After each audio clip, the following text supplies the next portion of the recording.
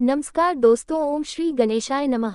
राधे राधे, हरे कृष्ण, जय भोलेनाथ। आज कार्तिक मास की कृष्ण पक्ष की चतुर्दशी तिथि है और आज है मासिक शिवरात्रि और नरक चतुर्दशी का पावन दिन। आइए आपको सुनाते हैं नरक चतुर्दशी के दिन सुनी जाने वाली कथा। मान्यता है कि नरक चतुर्दशी के दिन ही भगवान श्री कृष्ण ने नरकासुर का संहार करके धर्म की रक्षा की थी और संसार को भयमुक्त किया था। ऐसी भी मान्यता है कि इस दिन तेल का अभ्यंग स्नान, दीपदान और भगवान की पूजा करने से मनुष्य के सारे पाप नष्ट हो जाते हैं और उसे नरक के दुखों से भी मुक्ति प्राप्त होती है। तो आइए इसी दिव्य भावना के साथ अब सुनते हैं नरक चतुर्दशी की पावन कथा, जो हमें सिखाती है कि सच्चा प्रकाश केवल दीपों का ही नहीं बल्कि हमारे कर्मों का भी होता है। नरकासुर नामक एक महान पराक्रमी राक्षस था जो भूमि से उत्पन्न हुआ था। उसने देवराज इंद्र और संपूर्ण देवताओं को युद्ध में जीतकर देव माता अदिति के 2 तेजस्वी कुंडल छीन लिए थे। साथ ही देवताओं की तरह तरह के रत्न, इंद्र का ऐरावत हाथी, उच्चश्रवा घोड़ा, कुबेर के मणिमाणिक्य आदि और पद्मनिधि नामक शंख भी ले लिए थे। वह आकाश में विचरण करने वाला था और आकाश में ही नगर बनाकर उसके भीतर निवास करता था। एक दिन संपूर्ण देवता उसके भय से पीड़ित हो शशिपति इंद्र को आगे करके अनायासी महान कर्म करने वाले भगवान श्री कृष्ण की शरण में गए। श्री कृष्ण ने भी नरकासुर की सारी चेष्टाएं सुनकर देवताओं को अभयदान देकर विनीतानंदन गरुड़ का स्मरण किया। सर्वदेव वंदित महाबली गरुड़ उसी समय भगवान के सामने हाथ जोड़े उपस्थित हो गए। भगवान सत्यभामा के साथ गरुड़ पर सवार हुए और मुनियों के द्वारा अपनी स्तुति सुनते हुए उस राक्षस के नगर में गए। जैसे आकाश में सूर्य का मंडल तैदीप्यमान होता है, उसी प्रकार उसका नगर भी उद्भासित हो रहा था। उसमें दिव्य आभूषण धारण किए बहुत से राक्षस निवास करते थे। वह नगर देवताओं के लिए भी दुर्भेद्य था। भगवान ने उसके कई आवरण देख चक्र से उन्हें काट डाला। ठीक उसी तरह जैसे सूर्य अंधकार को नष्ट कर देते हैं, आवरण कट जाने पर समस्त राक्षस शूल उठाए सैकड़ों और हजारों के झुंड बनाकर युद्ध करने के लिए चल पड़े। विजय की इच्छा रखने वाले निशाचर तोमर, भिंदीपाल और पट्टिश आदि अस्त्र शस्त्रों से भगवान श्री कृष्ण पर प्रहार करने लगे। तब भगवान श्री कृष्ण ने भी शारंग धनुष लेकर उनके दिव्य अस्त्र शस्त्रों को काट डाला और अग्नि के समान तेजस्वी बाणों से उन सब का संहार आरंभ किया। इस प्रकार समस्त राक्षस मारे जाकर पृथ्वी पर गिर पड़े। संपूर्ण दानवों का वध करके कमल नयन भगवान पुरुषोत्तम ने पांचजन्य नामक शंख बजाया। शंखनाद सुनकर पराक्रमी दैत्य नरकासुर दिव्य रथ पर आरूढ़ होकर भगवान से युद्ध करने के लिए आया। उन दोनों में अत्यंत भयंकर घमासान युद्ध हुआ जो रोंगटे खड़े कर देने वाला था। वे दोनों बरसते हुए मेघों की तरह हजारों बाणों की छड़ी लगा रहे थे। इसी बीच में भगवान वासुदेव ने अर्धचंद्राकार बाण से उस राक्षस का धनुष काट दिया और उसकी छाती पर महान दिव्यास्त्र का प्रहार किया। उससे हृदय विदीर्ण हो जाने के कारण वह महान असुर पृथ्वी पर गिर पड़ा। तब भूमि की प्रार्थना से भगवान श्री कृष्ण उस राक्षस के समीप गए और बोले, तुम कोई वर मांगो। ये सुनकर राक्षस ने गरुड़ पर बैठे हुए भगवान श्री कृष्ण से कहा, संपूर्ण भूतों के स्वामी श्री कृष्ण, मुझे वरदान की कोई आवश्यकता नहीं, फिर भी दूसरे लोगों के हित के लिए आपसे एक उत्तम वर मांगता हूँ। मधुसूदन, जो मनुष्य मेरी मृत्यु के दिन मांगलिक स्नान करे उन्हें कभी नरक की प्राप्ति ना हो। एवं अस्तु कहकर भगवान ने उसे वह वर दे दिया। नरकासुर ने ब्रह्मा और शिवादि देवताओं द्वारा पूजित वज्र और वैदुर्य मणि से बने हुए नुपुरों से सुशोभित और शरतकाल के खिले हुए कमल के समान कोमल भगवत चरणों का दर्शन करते हुए अपने प्राणों का परित्याग किया और श्रीहरि का सारूपी प्राप्त कर लिया। इसके बाद देवता और महर्षि आनंद मग्न होकर भगवान के ऊपर फूलों की वर्षा और स्तुति करने लगे। इसके बाद कमल नयन भगवान श्री कृष्ण ने नरकासुर के नगर में प्रवेश किया और उसने बलपूर्वक जो देवताओं का धन लूट लिया था वह सब उन्हें वापस कर दिया। देव माता अदिति के दोनों कुंडल, उच्चश्रवा घोड़ा, ऐरावत हाथी और दीप्तिमान मणिमय पर्वत, ये सारी वस्तुएं भगवान ने इंद्र को दे दी। बलवान नरकासुर ने समस्त राजाओं को जीतकर सभी राष्ट्रों से जो 16,000 कन्याओं का अपहरण किया था वे सब की सब उसके अंतों में कैद थी। सैकड़ों कामदेव की शोभा को तिरस्कृत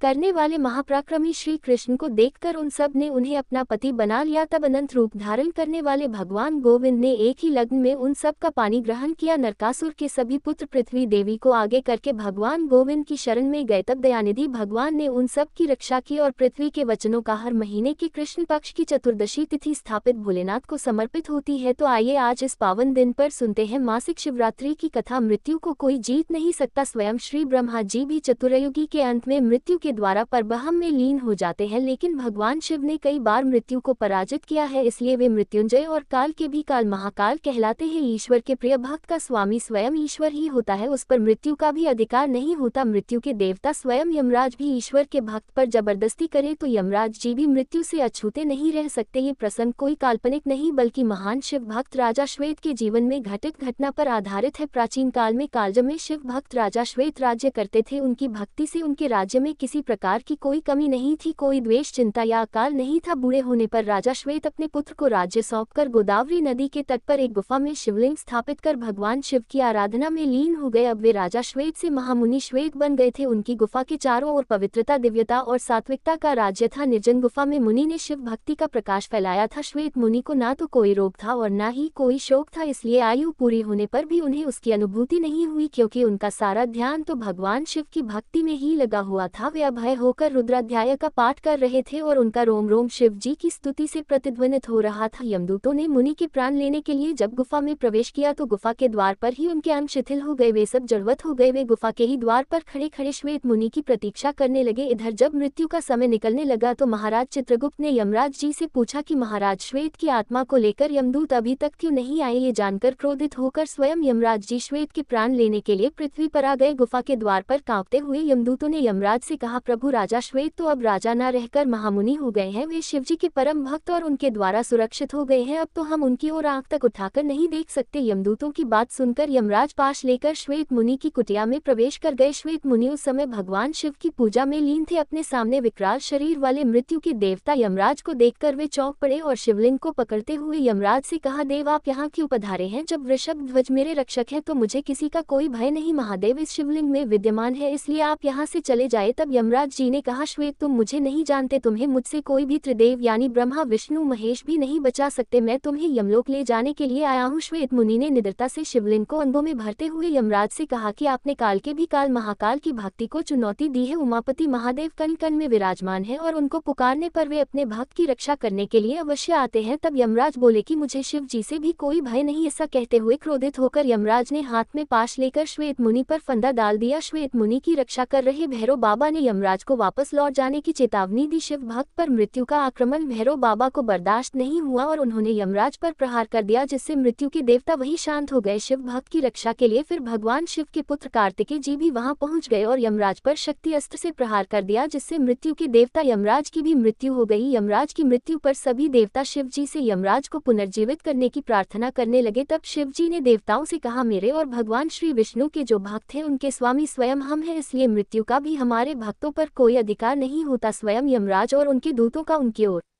देखना भी पाप है और स्वयं यमराज भी हमारे भक्तों को अब प्रणाम करे। तब भगवान शिव ने देवताओं के आग्रह को मानते हुए यमराज को पुनर्जीवित कर दिया। फिर यमराज ने उठकर श्वेत मुनि से कहा, संपूर्ण लोकों में अजय, तुमने मुझे भी जीत लिया, अब मैं तुम्हारा अनुगामी हूँ। तुम भगवान शिव की ओर से मुझे अभय प्रदान करो। श्वेत मुनि ने यमराज से कहा, भक्त तो विनम्रता की मूर्ति होते हैं, देव आपके भय से सत्पुरुष परमात्मा की शरण लेते हैं। तब प्रसन्न होकर यमराज जी वहां से अपने लोक को चले गए। प्रेम से बोलिए भैरव बाबा की जय, यमराज जी की जय। शिव पुराण में वर्णित कथा के अनुसार प्राचीन काल में चित्रभानु नाम का एक शिकारी था। जानवरों की हत्या करके वह अपने परिवार का पेट पालता था। वह एक साहूकार का कर्जदार था, लेकिन उसका ऋण समय पर नहीं चुका पाया। तब क्रोधित होकर साहूकार ने शिकारी को शिव मठ में बंदी बना लिया। संयोग से उस दिन शिवरात्रि थी, साहूकार के घर पर पूजा हो रही थी। तब शिकारी भी ध्यानमग्न होकर भगवान शिव संबंधी धार्मिक बातें सुनता रहा। चतुर्दशी को उसने शिवरात्रि व्रत की कथा भी सुनी। शाम होते होते साहूकार ने उसे अपने पास बुला लिया और ऋण चुकाने के बारे में बात की। तब शिकारी ने अगले दिन साहूकार का सारा कर्ज चुका देने की बात की। तब साहूकार ने उसे बंधन से मुक्त कर दिया। अपनी दिनचर्या की तरह वह शिकारी जंगल में शिकार करने के लिए निकला, लेकिन दिन भर बंदी गृह में रखने के कारण वह भूख प्यास से व्याकुल था। शिकार ढूंढता हुआ वह बहुत दूर निकल आया। जब अंधेरा हो गया तो उसने सोचा कि अब तो रात जंगल में ही बितानी पड़ेगी। तब वह उस जंगल में एक तालाब के किनारे एक बेल के पेड़ पर चढ़कर रात बीतने का इंतजार करने लगा। बेल के पेड़ के नीचे एक शिवलिंग था जो बेलपत्र से ढका हुआ था। शिकारी को इस बात का पता नहीं चला। पड़ाव बनाते समय उसने जो टहनियां तोड़ी वे संयोग से उस शिवलिंग पर गिरती चली गई। इस प्रकार दिन भर भूखे प्यासे शिकारी का व्रत भी हो गया और शिवलिंग पर बिलुपत्र भी चढ़ गए। एक पहर रात बीत जाने पर एक गर्भनी हिरनी तालाब पर पानी पीने पहुंची। शिकारी ने उसे देखा तो धनुष पर तीर चढ़ाकर जैसे ही डोरी खींची, हिरनी बोल उठी, मैं गर्भिणी हूँ, जल्दी ही बच्चे को जन्म दूंगी। तुम एक साथ इस तरह दो जीवों की हत्या करोगे जो ठीक नहीं है। मैं अपने बच्चे को जन्म देकर जल्दी ही तुम्हारे सामने आ जाऊंगी, तब तुम मुझे मार लेना। शिकारी ने प्रत्यंच ढीली कर दी और हिरनी भी देखी देखते ही देखते जंगली झाड़ियों में गायब हो गई। डोरी ढीली करने और चढ़ाने के वक्त कुछ बेलपत्र अनायास ही टूटकर शिवलिंग पर गिर गए। इस प्रकार उस शिकारी के द्वारा अनजाने में ही शिवरात्रि के प्रथम पहर की पूजा भी संपन्न हो गई। कुछ ही देर बाद एक और हिरनी उधर से निकली। शिकारी की खुशी का ठिकाना नहीं रहा। पास आने पर उसने धनुष पर बाण चढ़ाया। तब उसे देखकर हिरनी ने विनम्रता पूर्वक निवेदन किया, हे शिकारी, मैं थोड़ी देर पहले ऋतु से निवृत्त हुई हूँ, कामतुर विरहिणी हूँ, अपने प्रेम की खोज में भटक रही हूँ। अपने पति से मिलकर मैं जल्दी ही तुम्हारे पास आ जाऊंगी। तब शिकारी ने उसे भी जाने दिया। 2 बार शिकार को खोकर अब उसका माथा ठनका। शिकारी चिंता में पड़ गया। रात का आखिरी पहर बीत रहा था। इस बार भी धनुष से लगकर कुछ बेलपत्र शिवलिंग पर जा गिरे और दूसरे पैर की पूजा भी संपन्न हो गई। तभी एक और हिरनी अपने बच्चों के साथ उधर से निकली। शिकारी के लिए ये स्वर्णिम अवसर था। उसने धनुष पर तीर चढ़ाने में अब बिल्कुल देर नहीं की। वह तीर छोड़ने ही वाला था कि हिरनी बोल उठी, हे शिकारी, मैं इन बच्चों को इनके पिता के पास छोड़कर आ जाऊंगी। इस समय तुम मुझे मत मारो। शिकारी हंसने लगा और बोला, सामने आए शिकार को छोड़ दूं? मैं इतना मूर्ख नहीं हूं। इससे पहले भी मैं 2 बार अपना शिकार गवा चुका हूं। मेरे बच्चे भी भूख प्यास से व्याकुल हो रहे होंगे। उत्तर में हिरनी ने कहा, जैसे तुम्हें अपने बच्चों की ममता सता रही है, ठीक वैसे ही मुझे भी। शिकारी, मेरा विश्वास करो, मैं इन बच्चों को इनके पिता के पास छोड़कर तुरंत वापस लौट आऊंगी। हिरनी का दीन स्वर सुनकर शिकारी को उस पर दया आ गई। उसने उस हिरनी को भी जाने दिया। शिकार के अभाव में तथा भूख प्यास से व्याकुल शिकारी अनजाने में ही बेल वृक्ष पर बैठा हुआ बेलपत्र तोड़ तोड़कर नीचे फेंकता जा रहा था। सुबह होने को ही तो उसे एक हष्टपुष्ट हिरन उसे रास्ते पर नजर आया। शिकारी ने सोच लिया कि इसका शिकार तो वह अवश्य करेगा। शिकारी की तनी प्रत्यंचा देखकर वह हिरन विनीत स्वर में बोला,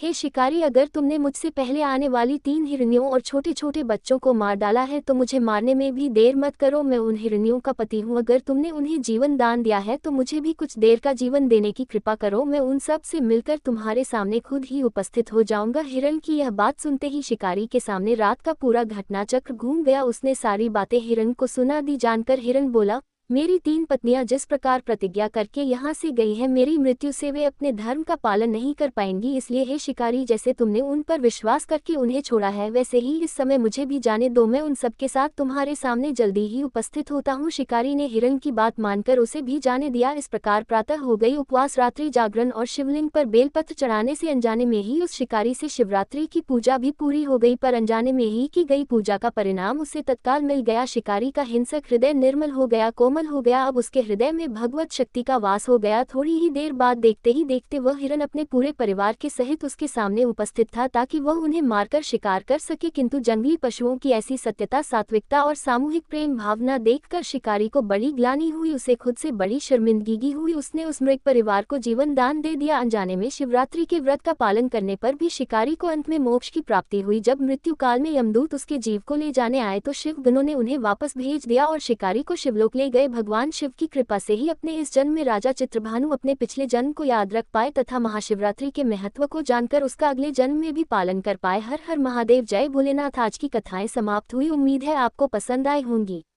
धन्यवाद।